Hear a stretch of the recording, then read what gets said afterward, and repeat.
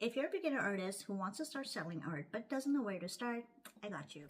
In this video, I'm going to be sharing 5 different ways how you can start selling your art without galleries, without residencies, or without any grants, although they will come later, as it did for me. I want to do this quickly because I know you don't have the time, and I quite frankly don't want to waste your time.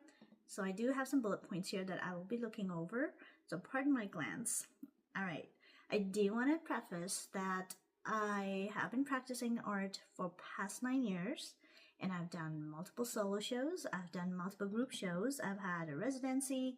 I currently serve as one of the board of directors for our local gallery, so I kind of know what I'm talking about. Let's see, I have 5 points to cover, so let's get into it real quickly. Step 1 is figuring out what kind of work you want to create. So at this stage, it doesn't need to be fully developed style, or definitely not what you think will sell.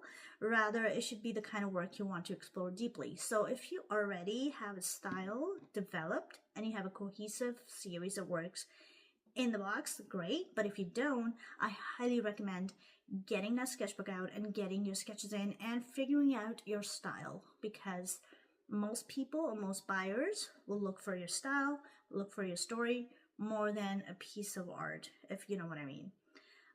Unless they're just a one-time buyer, and then yeah, but you don't want to be showing up places with different styles of work, right? Every artist has to have a story and they have to have a style that's recognizable.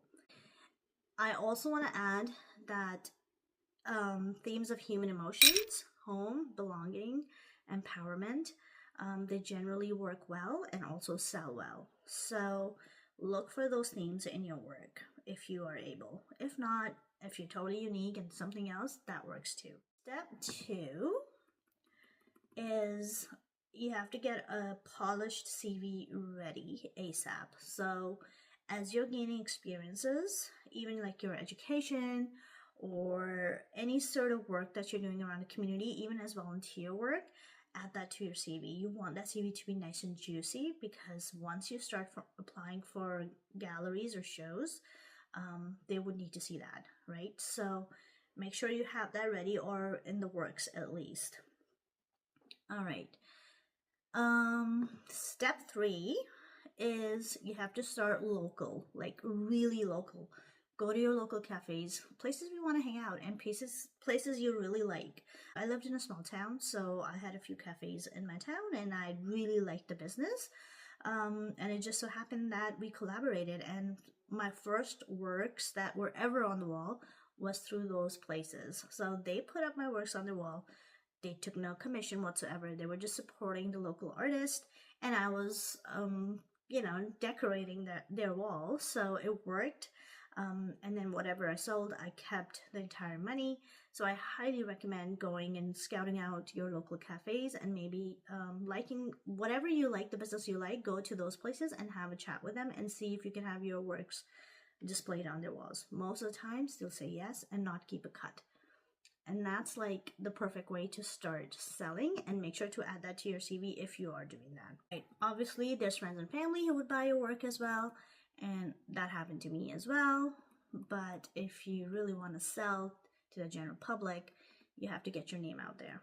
Step 4, if there are any fairs, art fairs, markets, open calls, competitions happening in your area, participate in them. I know that for me, we had an open call or competition of some sorts by a local cafe, and it wasn't the place where I was showing. It was some other cafe. It was in another town next to us, and so they had to start a competition for designing their logo, and I participated and I won, and I got some t-shirts and some goodies, which was amazing.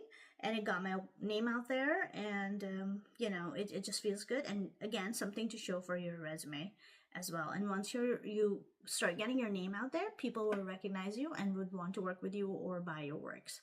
So I think in these early stages, the idea is to get your name out there more than what you want to sell, if that makes sense. All right, step 5, which is the last one, is reach out to local galleries. Not to show works, because most of the times, sorry, I have a sore throat, so I apologize. I need to drink some water. Okay, so reach out to local galleries. I know I said in the beginning of the video, without galleries, how can you show your work? So just hear me out. So when you reach out to local galleries, you see if you can teach their programs, especially for the kids. And usually galleries, in my experience, are always looking for artists who can work with them to teach.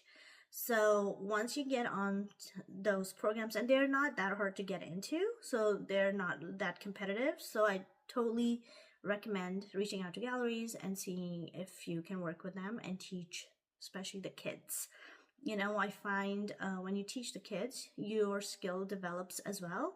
It's not so much that you're helping them, they're also helping you develop your style and just get comfortable with the material. Definitely get into teaching. What happened to me was when I started teaching, I was not only making money, right? So that's another income stream for you, but the people whose kids were in my class, they were also buying my works. So that was another way that I sold my work. So just oh yeah, one more thing. There was a small business, not a cafe, but a small business that woman ran a spa in the community, and then she had this bare wall where she wanted to showcase local artists. So I worked with her, and most of my work that I sold out in my initial phase of my journey was through her. So not only did I sell all the works that were on the wall, but also the customers that were coming in, they were reaching out to me for commission. And then at that time, I don't do commissions right now, but at the time I did do them. And then I sold those pieces as well. So I think in this stage, the idea is to get your name out there, to build relationships. So people start recognizing you, your works, your style. That really starts to develop and come through. And then you're able to sell your work. All right. Those are just 5 ways you can do it. There's more ways, obviously, but I just want to quickly cover those 5 ways in this video. Bonus tip, get your business card ready. That should be the first thing you should be doing, because people will ask you, where can I find you, and are you on social media? So I'm not going to recommend having a website just yet if you're a beginner, but definitely have a social media where people can come see what you're up to, and a business card where they can reach you. So your information like email or something, and your handles for social media. All right. I think I just wanted to do this really quickly so I'm not wasting your time, because I know, like, if you're like me whose hours are just occupied, I want to watch videos that tell me things right away. So I wanted to do that for you. In part 2, I will share how major galleries and grants and residencies eventually entered my life and what actually made that possible. If you found this useful, please give this channel a like and a subscribe. That would help me reach the audience that needs to hear this. I find when I was starting on my journey, nobody told me these things, and I wish somebody would have.